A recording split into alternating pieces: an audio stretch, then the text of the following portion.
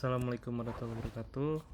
Perkenalkan, nama saya Agung Trilaksana Suwatro Putra dengan NIM 2211600198. Program Magister Ilmu Komputer di Universitas Budi Luhur. Untuk memenuhi tugas jaringan komputer dan komunikasi data, saya mengerjakan tugas chapter 201 Configuring Initial Switch Setting.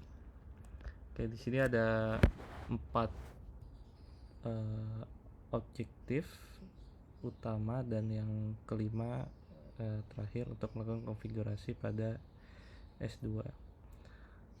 Tujuannya itu yang pertama melakukan konfigurasi terhadap default switch, yang kedua konfigurasi basic switch, yang ketiga konfigurasi banner MOTD, yang keempat konfigurasi file ke NVRAM, dan yang kelima melakukan konfigurasi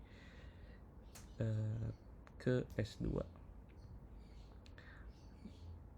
Oke, ini tahap pertama, yaitu kita melakukan verifikasi terhadap default switch konfigurasi. Oke. Langkah yang pertama, kita melakukan klik pada S1 dan kita buka CLI-nya. Oke, lalu ketik enter. Lalu kita masuk terhadap privilege exec mode dengan cara ketik enable, lalu enter, dan kita akan muncul switch pagar ini.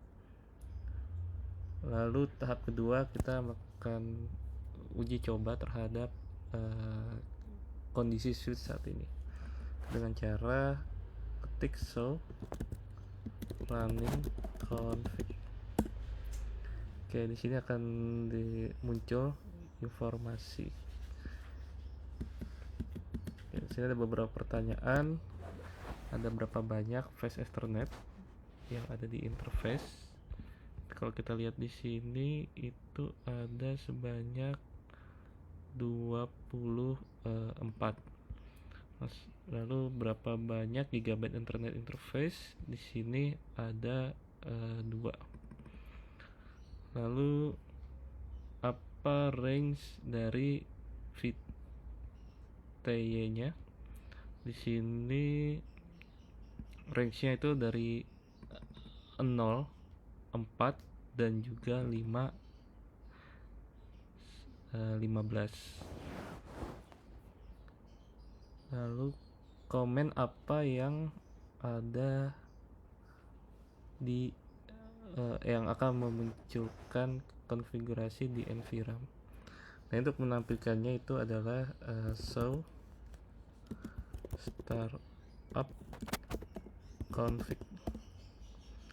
Nah, ini kenapa switch response startup config itu tidak ada, itu karena memang kita belum melakukan konfigurasi ke NVRAM. Oke, lalu part 2, di sini kita akan mengubah pada S1, switch S1 itu mengubah namanya menjadi hostname S1. Oke, kita sudah berada di S1, lalu kita langsung ketik configure terminal. Oke, lalu kita ketik hostname S1. Nah, ini sudah berubah, lalu kita exit, kita enter. Nah, ini kondisinya sekarang sudah berubah menjadi S1. Lalu tahap kedua, kita melakukan pengamanan terhadap S1 dengan password konsolnya itu let me in. Oke, sini kita ketik langsung configure terminal, lalu kita masukkan line console 0, lalu ketik passwordnya let me in, lalu kita verifikasi. login, kita keluar, exit dan exit, kita enter. Nah ini kenapa login itu dibutuhkan, itu karena untuk melakukan keamanan. Jadi orang yang tidak memiliki password itu tidak bisa mengakses ke router tersebut. Oke. Kita sudah melakukan konfigurasi password. Selanjutnya tahap ketiga itu kita exit. Oke. Nah ini akan masuk ke halaman utama dan kita klik enter. Sekarang akan meminta password. Nah ini kita bisa memasukkan password yang sudah dikonfigurasi sebelumnya, itu let me in. Oke, ini sudah berhasil masuk. Lalu yang tahap keempat, kita melakukan keamanan di mode aksesnya dengan password seperti ini. Nah ini kita lakukan dengan cara ketik enable terlebih dahulu, lalu configure terminal, lalu ketik enable password C1 $C0, lalu kita exit, kita enter. Nah ini kita sudah berhasil melakukan keamanan untuk di mode aksesnya. Lalu kita bisa coba dengan cara kita melakukan exit terlebih dahulu. Nah ini akan memasukkan password yang terakhir kali kita ubah, itu $1 C0. Oke. Nanti kita masukkan password yang sebelumnya kita buat, itu let me in. Oke. Lalu kita verifikasi dengan cara show running config. So ini kita tadi udah enable dulu, masukkan password yang tadi Cisco. Oke, ini kita sudah masuk. Lalu kita ketikkan show running config. Oke, ini kita verifikasi hostname di S1. Ini sudah muncul passwordnya yang terakhir kali kita ubah, C1 $C0.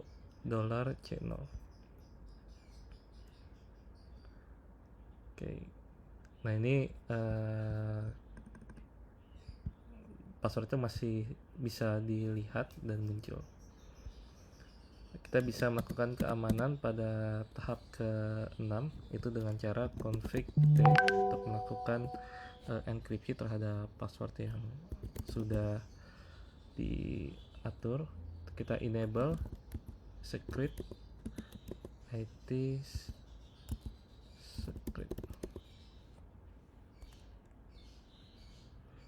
Oke, kita exit. Oke, to enable secret password, override the enable password. Jadi password sebelumnya itu akan di enkripsi. Nanti bisa kita verifikasi dengan cara show run.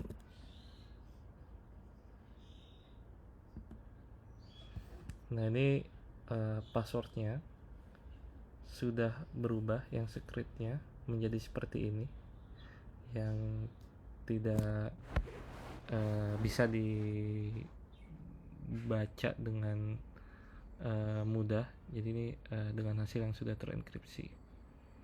Lalu kenapa secret password itu berbeda tampilannya? Ini karena itu sudah otomatis tadi kita lakukan konfigurasi terhadap enkripsi passwordnya.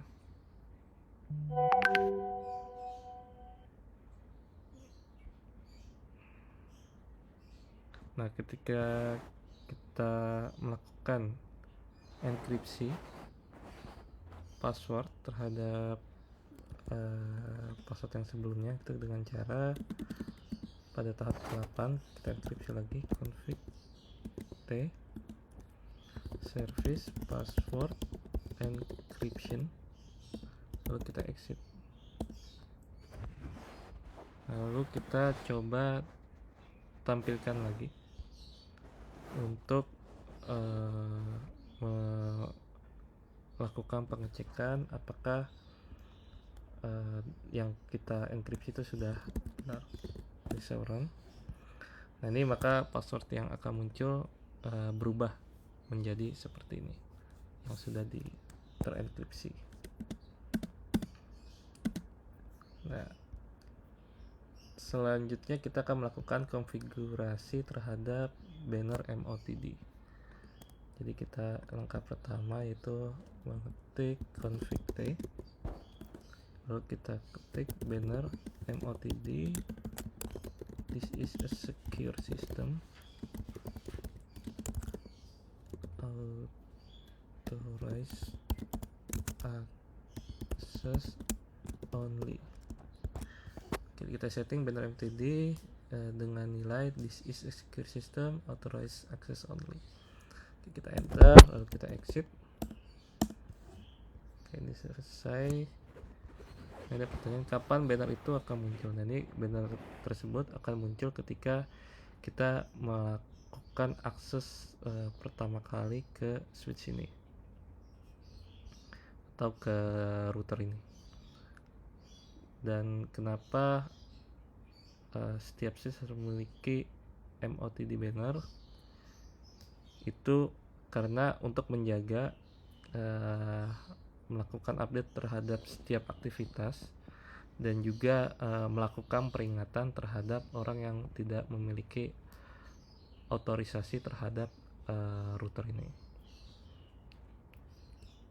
ataupun switch. Oke. Part 4 kita melakukan penyimpanan data pada konfigurasi file ke NVRAM. Oke, ini bisa ketik copy running config startup config. Oke, data-datanya kita enter. Nah, ini kan sudah berhasil. Nah, ini what is the status, jadi komen paling komen singkat untuk menjalankan copy running config startup itu kita bisa dengan cara mengetik copy run start. Nah, ini hasilnya akan sama seperti kita menjalankan copy running config startup config. Oke.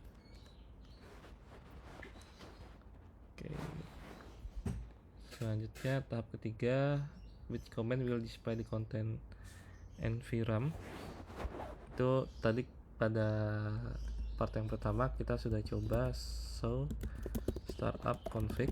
Ini awalnya sebelumnya masih belum terkonfigurasi, dan ketika sudah kita pindahkan dan menjalankan command yang sama itu akan muncul konfigurasinya. Ini karena kita sudah memindahkan dari file ke NVRAM.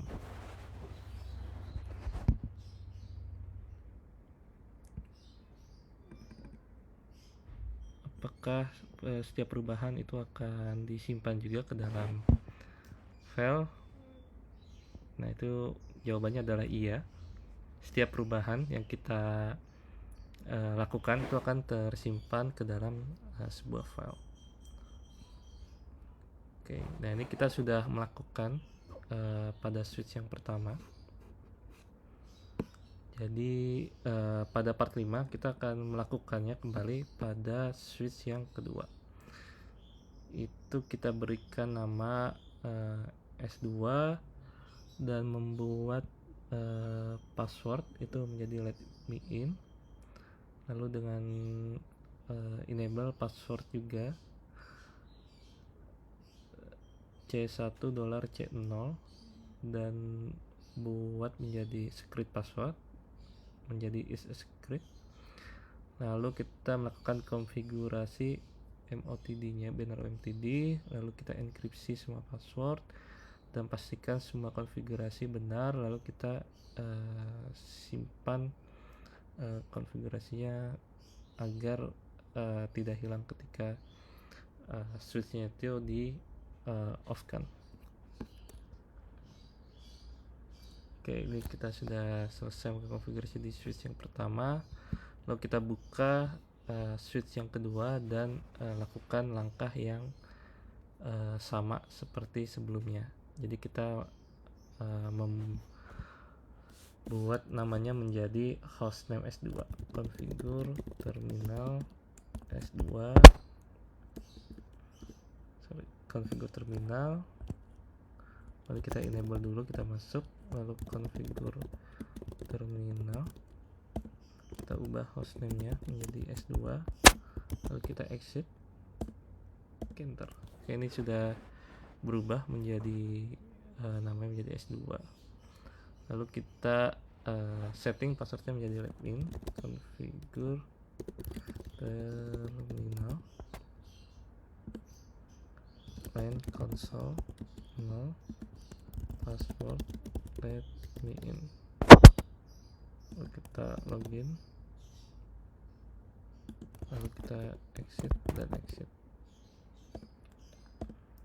Oke, ini selanjutnya kita coba verifikasi passwordnya menggunakan yang tadi kita sudah atur. Oke, lalu kita enable, kita configure terminal,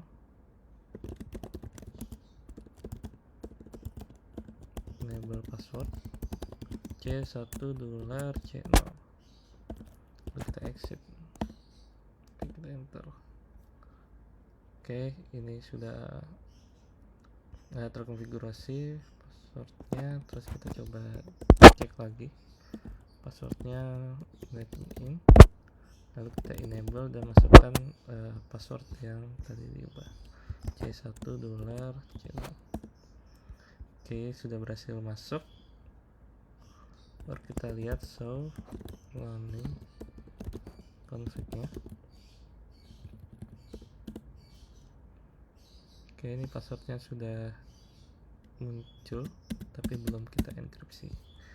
Saja kita enkripsi config t enable script it script,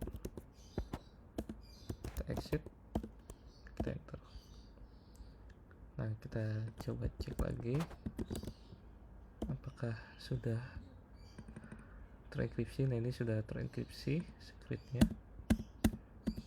Oke, selanjutnya kita enkripsi password yang sebelumnya, service password encryption, kita exit. Lalu kita coba lagi cek. Oke, ini keduanya sudah dienkripsi.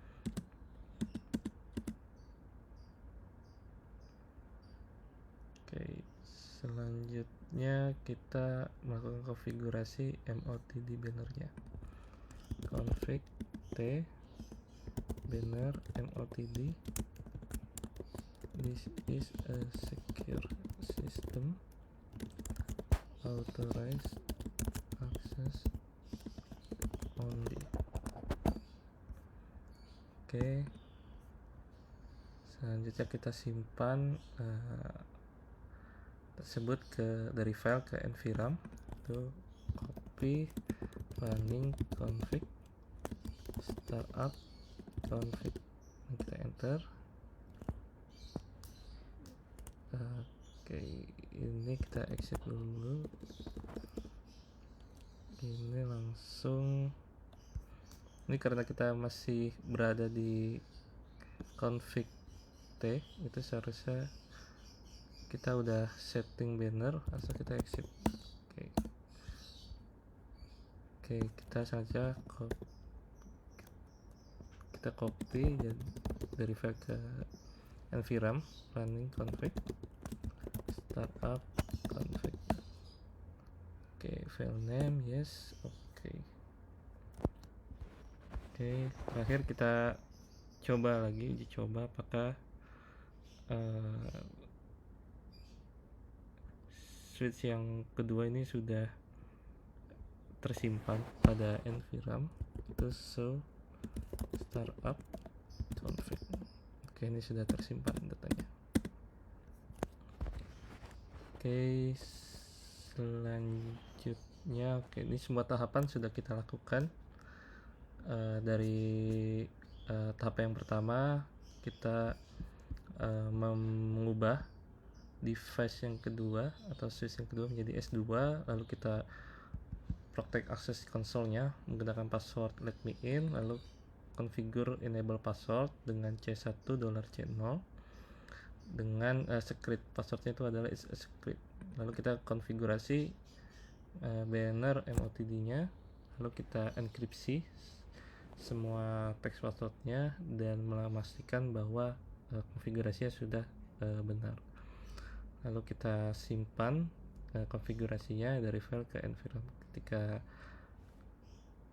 switch itu powernya mati, itu tetap masih bisa di load konfigurasi yang terakhir kita lakukan.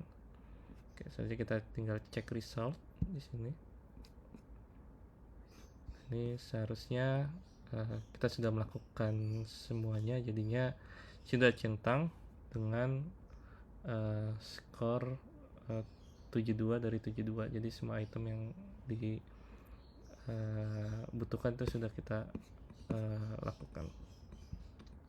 Oke, terima kasih telah menonton video ini. Wassalamualaikum warahmatullahi wabarakatuh.